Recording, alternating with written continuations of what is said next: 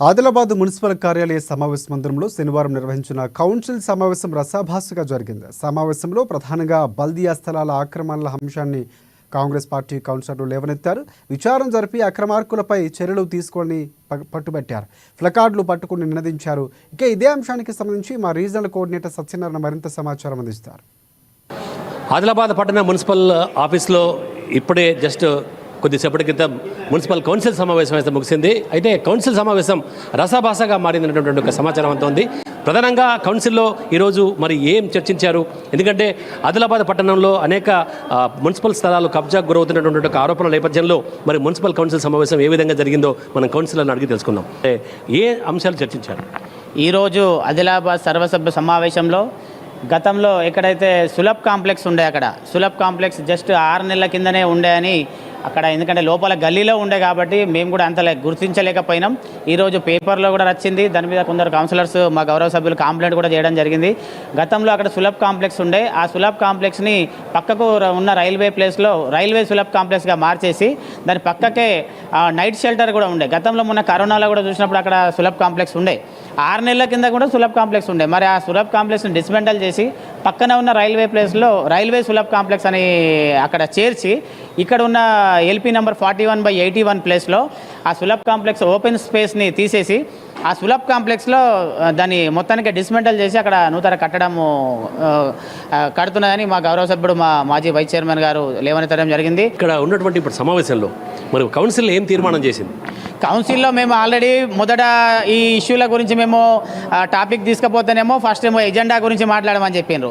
ఎజెండాలో 13 అంశాలు ఉంటే 9 అంశం వరకు చర్చించేసి ఆ 3 అంశాల తర్వాత వీళ్ళు 0 అవర్ మీద ప్రజా సమస్యలు లేవనెత్తదని చెప్పేసి 9వ అంశం అయిన తర్వాతనే పాస్ అనుకుంటూ వెళ్ళిపోవడం జరిగింది.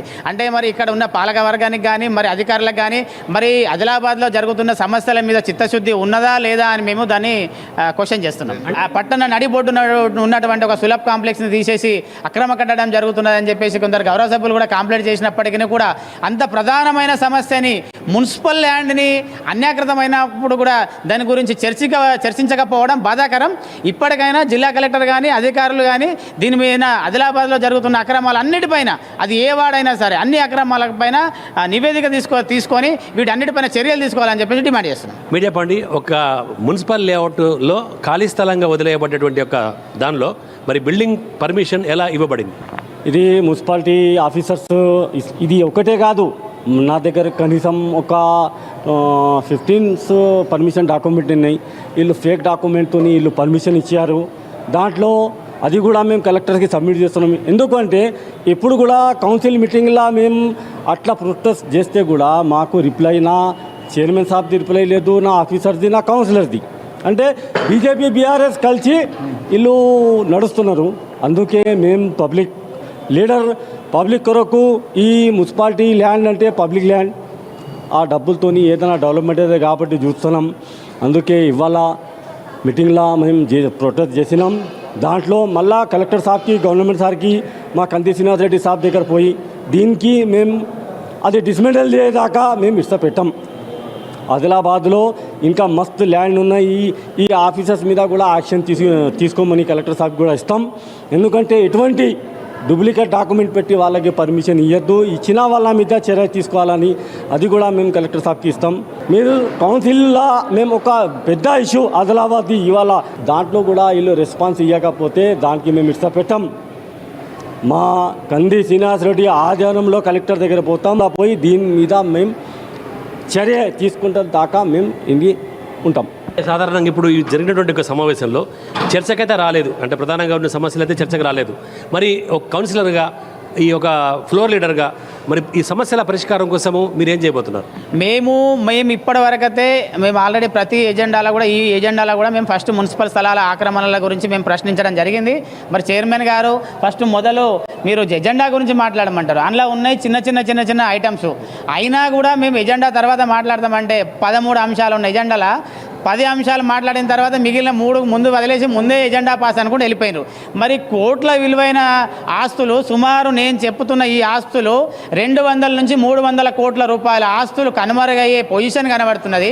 మరి దీని గురించి ఆలోచించకుండా, దీని మీద ఒక కమిటీ వేయకుండా, దీని మీద విచారణ జరపకుండా మరి పాస్ అనుకుంటా మీరు వెళ్ళిపోతే ఎంతవరకు అని చెప్పేసి సమంజసం కాదని నేను అడుగుతున్నా.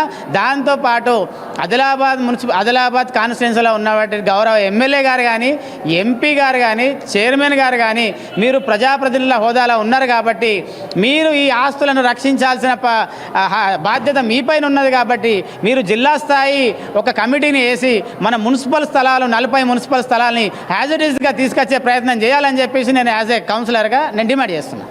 అది ఏవైతే మున్సిపల్ స్థలాలు ఆక్రమణకు గురవుతున్నాయో వాటిపై చర్యలు తీసుకోవాలని, గతంలో లీజు విషయంలో కూడా ఏవైతే స్థలాలు ఆక్రమణకు గురయ్యాయో వాటిపైన కూడా ఒక కమిటీ వేసి వాటన్నింటి కూడా పరిరక్షించాలని చెప్పేసి ఇక్కడ కౌన్సిల్ సభ్యులు కోరుతున్నారు. అలాగే సమావేశంలో కూడా ఇవి చర్చకు రాలేదని, ఆ ఎజెండా పాస్ అని చెప్పేసి ఆ తీర్మానం ఏదైతే కౌన్సిల్ సభ్యులందరూ కూడా వెళ్ళిపోవడం జరిగిందని, అయితే మొత్తం మీద ఇదంతా కూడా పూర్తిగా చర్యలు తీసుకునే వరకు కూడా తమ పట్టు మాత్రం విడవబోమని చెప్పేసి ఈ కాంగ్రెస్ కౌన్సిలర్లు అయితే చెప్తున్నారు. కెమెరా పర్సన్ నర్సింగ్తో సత్యనారాయణ, అమ్మా న్యూస్, ఆదిలాబాద్ మున్సిపల్ ఆఫీస్ నుంచి. కర్రసాము కళను రేపటి తరానికి అందించాల్సిన అవసరాన్ని గుర్తించి పరిరక్షించాలని మాజీ ఎమ్మెల్యే గుండ లక్ష్మీదేవి పిలుపునిచ్చారు. పూర్వకాలంలో యుద్ధ కళల్లో ఒకటైన కర్రసాము నానాటికి అంతరించిపోతుందని, ఈ కళను నేటి పాలకులు పట్టించుకోకపోవడం బాధాకరమన్నారు. నగరంలోని ఆదివారంపేటలో ఉన్న ప్రహ్లాద కళ్యాణ మండపంలో రాష్ట్ర స్థాయి శిలంభం పోటీలు మాజీ ఎమ్మెల్యే ప్రారంభించారు. క్రీస్తు పూర్వమే కర్రసాము